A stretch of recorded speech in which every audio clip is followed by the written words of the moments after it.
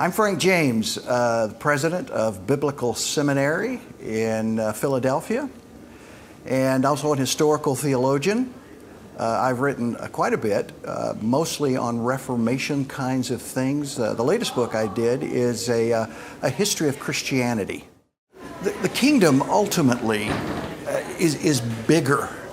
It has a bigger vision.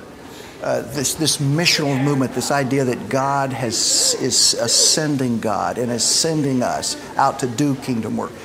Churches are supposed to be a part of that. They are sent ones, and a faithful church is supposed to engage in that, I think, as a part of this larger kingdom building process. And I think one of the things I've learned really from the missional movement in general is that we need each other. If I am going to grow in the Lord, if I'm going to continue to develop my thinking and my understanding of this complicated fallen world, then I actually need other people to speak into my life. I need people of different races, different ethnicities, different genders, people from different denominational perspectives, different theological perspectives. For me at least, coming here, this is not my first rodeo, so to speak, my first missional conference. I have found it deeply enriching. I hear themes discussed at this conference that I don't often hear at many of the other sort of traditional conferences.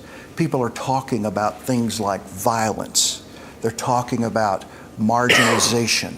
They're talking about some of the real issues that everybody is facing, if we would only be honest about it.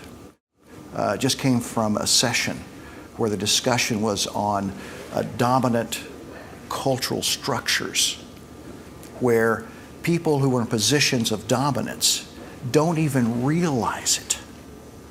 And hence they behave in ways that are not always accommodating to those who are on the margins.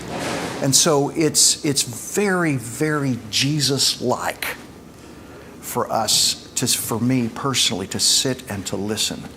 I'm a president of a seminary, of an institution, of a religious institution, and where there is growing suspicion among millennials and people across the U.S., it is absolutely essential that I come to a conference like this, participate, give presentations, and above all, that I listen to know where people are what kinds of issues are there, and to really to inform me so that I can be a better leader, a better teacher, and indeed a better Christian.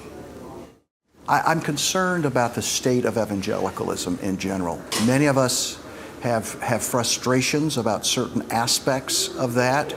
For example, the political orientation that we see emerging in many evangelical circles. And I think for me, one of the things I really want to see is that we get back to the gospel of Jesus. And that in and of itself is much more powerful than aligning ourselves with certain political ideologies or economic ideologies or even certain power structures. This gospel of Jesus is incredibly mind-bending, and it will turn the world upside down.